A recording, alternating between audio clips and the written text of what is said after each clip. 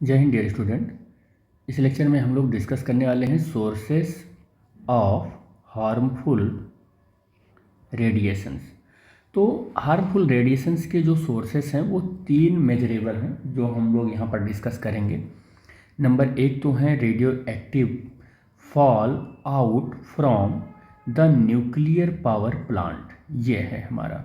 ठीक है, पहला तो यह है कि न्यूक्लियर पावर प्लांट से जो रेडियो एक्टिव जो मटेरियल से जो वहाँ से रेडिएशन निकलता है वो, दूसरा न्यूक्लियर वेस्ट जो निकलता है वो, और तीसरा other sources such as cosmic radiation. तो मेनली थ्री हम लोग क्या पढ़ने वाले हैं यहाँ पर, सोर्सेस ऑफ हार्मफुल रेडिएशन पढ़ने वाले हैं। जैसे अगर मैं कहूँ फर्स्ट पॉइंट की बात करूँ कि radio active fall out from the nuclear power plant, तो जब कभी भी न्यूक्लियर पावर प्लांट की अगर हम बात करें तो सबसे पहले हमारे दिमाग में आता है कि इलेक्ट्रिसिटी का पूरे वर्ल्ड में, ऐसा नहीं कि सिर्फ भारत में ही या हिंदुस्तान में ही ऐसा होता है, हर एक जगह चाहे जहाँ भी, तो मेजरेबल सोर्स ऑफ इलेक्ट्रिसिटी है ये। चाहे जहाँ पर भी आप ले लो, आज के टाइम पर इलेक्ट्रिसिटी बड़ा इंपॉर्टेंट रोल प्ले करता है हर एक आदमी की लाइफ में।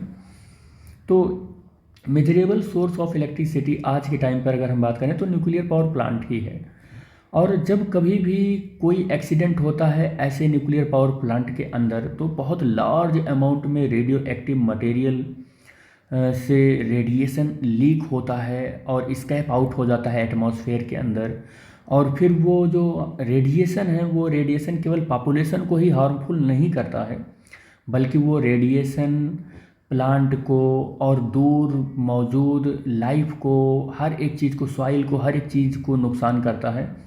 अच्छा, लोग सोचते हैं कि दूर स्थित लोगों को कैसे नुकसान करेगा, तो बेटे दूर स्थित लोगों को वो नुकसान इसलिए करेगा कि एयर विंड या एयर करंट के थ्रू वो ट्रैवल कर जाएगा और वहाँ पर मौजूद प्लेस को कह सकते हैं, पर मौजूद प्लांट वगैरह लाइफ को भी डिस्ट्रॉय करेगा, दूर तक डिस्ट्रॉय करेगा। ये ऐसा मत मान कर चलिए कि पावर प्लांट में एक्सीडेंट होगा तो केवल केवल वहीं पावर प्लांट के आसपास के ही लोग या उसकी विसिनिटी में जो लोग मौजूद होंगे केवल उन्हीं को इफेक्ट करेगा।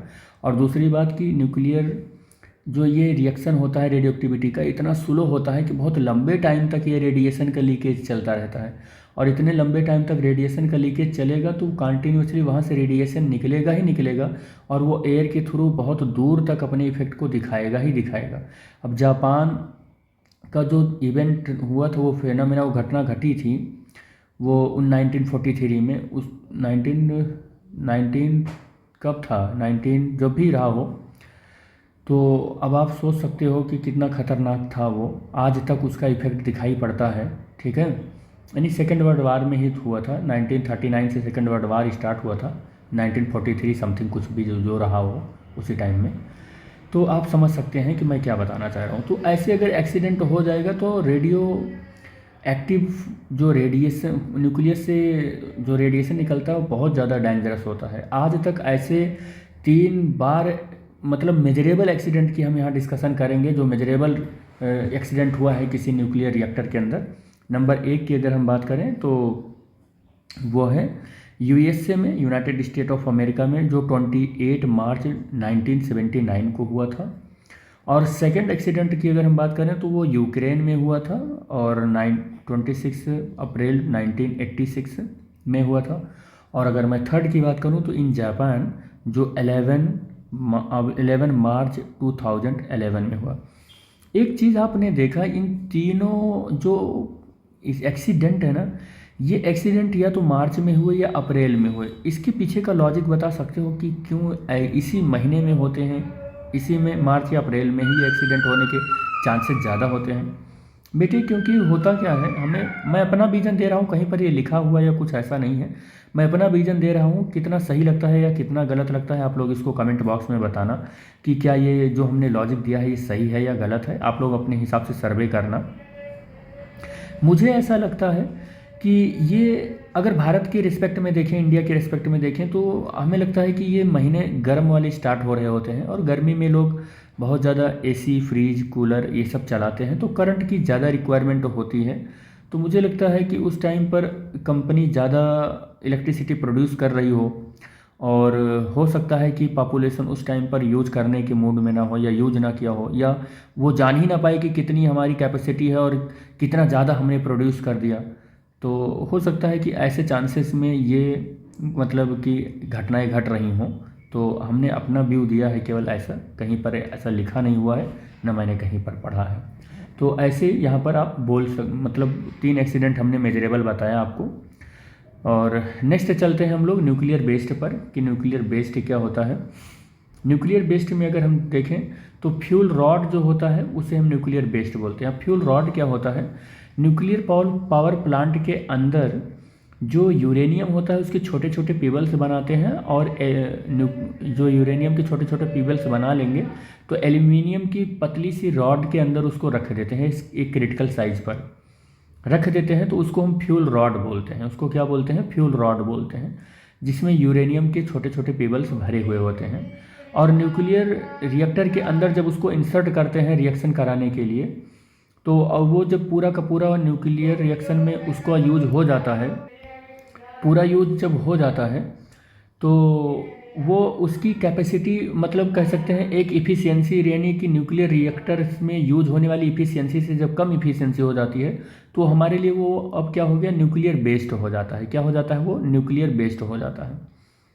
अब वो हमारे लिए जब न्यूक्लियर बेस्ड हो गया, उसकी इफ़िशियंसी उस न्यूक्लियर रिएक्टर में यूज होने वाले फ्यूल से कम हो गई, तो वो उसको हम निकाल देते हैं, न्यूक्लियर बेस्ड हो गया हमारे लिए। लेकिन हमारे न्यूक्लियर रिएक्टर के रिस्पेक्ट में तो न्यूक्लियर बेस्ड हो गया, लेकिन ऐसा नहीं है कि अब वो रेडियो एक्टिव एलिमेंट नहीं है। वो अभी भी रेडियो एक्टिव एलिमेंट है, जिससे alpha beta gamma radiation continue निकलते रहेंगे। और उससे क्या होगा कि जब हम उसको डैम्प करेंगे, बाहर की डैम्प करेंगे किसी ऐसे जनरल प्लेसेस पर, तो उसमें से जो लीकेज होगा रेडियो एक्टिव एलिमेंट का, अल्फ़ा बीटा गामा इन सब का, वो एयर करंट के थ्रू और प्लांट वगैरह सॉइल को वो ख़राब करेंगे, जिससे हमारे वाटर को कंटेमिनेट कर देंगे, हमारे एटमॉस्फेयर को कंटेमिनेट कर देंगे, जिससे हमारी ह्यूमन बीइंग, लिविंग ऑर्गेनिज्म, ये सब क्या हो जाएंगे, अफेक्टेड हो जाएंगे और बहुत फिर नुकसान हो जाएगा। इसीलिए हम इसको जब कभी भी डैम्प करते हैं तो रेगिस्तान में लेकर जाते हैं, डेजर्ट में लेकर जाते हैं, और बड़े से गड्ढे में खोद कर बढ़िया से और बहुत नीचे इसको दबा देते हैं, ताकि ये जो है ये अपना लंबे टाइम तक वहीं पर इसका डिके होता रहे, और एयर करंट उस या सॉइल अनयूज जो सॉइल है वो वहीं पर हम इसको दबाते हैं, ताकि सॉइल भी ना बर्बाद हो, एयर करंट के थ्रू ये सोसाइटी में या लिविंग ऑर्गेनिज्म के पास ना पहुंच पाए। तो हम इस तरीके से उसका डैम्पिंग भी करते हैं। तो बहुत कह सकते हैं केयरफुल्ली इसकी डैम्पिंग भी करनी पड़ती है।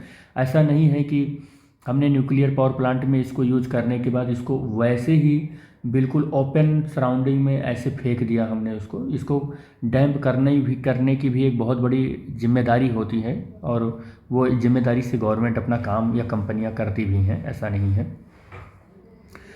Other sources such as the cosmic radiation and the x-rays, इसका क्या होता है, ये भी एक कह सकते हैं हार्मफुल रेडिएशन के सोर्सेस ही हैं, हार्मफुल सोर्सेस रेडिएशन के सोर्सेस भी हैं। तो the cosmic radiation enter the atmosphere, cosmic radiation जो एटमॉस्फेयर में इंटर करते हैं।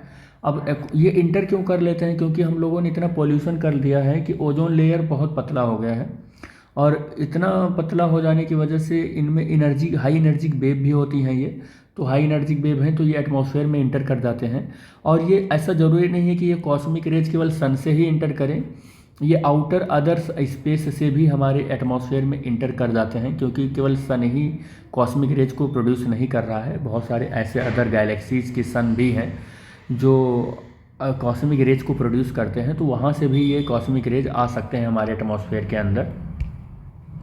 तो ये वो रेज आते हैं, तो they contents large number of high energies particle, वो जो कॉस्मिक रेज होता है वो उसके पास बहुत ही कंटेंट्स जो होते हैं large number of high energy particle होते हैं, और out of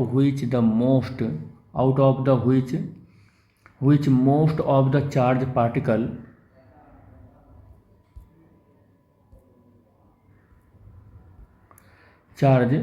charge particle are the deviated from the earth magnetic field. तो हम ये देखते हैं कि most of the charge particle तो डेविएट हो जाते हैं अर्थ के मैग्नेटिक फील्ड से, but still the sub substantial amount, मतलब कुछ ऐसे अमाउंट में जो अनचार्ज रेडिएशंस होते हैं, वो जैसे कि गामा रेडिएशन वगैरह हुआ, तो वो सब नहीं वो हो पाते हैं, वो अर्थ की सरफेस तक पहुंच ही जाते हैं, अर्थ की सरफेस तक पहुंच ही जाते हैं, क्योंकि उसमें एनर्जी ज़्यादा होती है। और अर्थ के सरफेस यानी अर्थ के एटमॉस्फेयर में जब वो पहुंच जाते हैं तो वो क्या करते हैं कि बहुत ही ज़्यादा रेडिएशन उनकी डेंजरस होने की वजह से वो काफ़ी हमको हार्मफुल कर देते हैं, और इससे फिर हमको कैंसर, स्किन डिजीज़ वगैरह होने लगती है। तो अपार्ट फ्रॉम दिस, इसकी वजह से the high energy particles, the electron accelerators also produce the harmful radiations and X-rays. तो कह रहा है कि यहाँ से देखें कि बहुत हार्मफुल रेडिएशंस की वजह से, उन हार्मफुल रेडिएशंस की वजह से हमको स्किन डिजीज़ या कैंसर वगैरह या बहुत ज़्यादा ऐसी बीमारियाँ होने लगती हैं। और कह रहा है कि apart from this the high energetic particle, जो हाई एनर्जेटिक पार्टिकल हैं, also the produce the harmful जैसे कि एक्सरे वगैरह हुआ, तो बहुत सारे ऐसी बीमारियां भी हमको हो जाती हैं, ऐसा नहीं है। तो ये क्या लिखा है, इसके अलावा उच्च ऊर्जा कण त्वरक भी हानिकारक एक्सरे उत्पन्न करते हैं। अच्छा ठीक है, ये सारी चीज़ें भी हमने लिख दी है। ठीक, तो ओके, इस लेक्चर में हम लोग क्या जान पाए, इस लेक्चर में हम लोग ये जान पाए कि सोर्सेस ऑफ हार्मफुल रेडिएशन क्या है, और वो 3 तरीके से हमने पढ़ा, nuclear based, other sources of the as the cosmic radiation and x-rays, और ये radiation fall out from the nuclear power plant. तो आई होप यहाँ तक आपको सब समझ में आ रहा होगा। हमने बीच बीच में कलर भी कर दिया ताकि आपको थोड़ा सा वंडरिंग लगे। चलो कोई बात नहीं है, कोई भी प्रॉब्लम हो बेटे तो आप व्हाट्सएप जो ग्रुप है उसके माध्यम से आप हमें बता सकते हैं कि लेक्चर में क्या अच्छा लगा, क्या बुरा लगा, और किस चीज़ पर हम लेक्चर फिर से बनाएं और अलग तरीके से बनाएं ताकि आपको वो अच्छे से समझ में आ जाए। आप हमें सजेस्ट कर सकते हैं। तो thanks for watching the video. Thank you बेटा।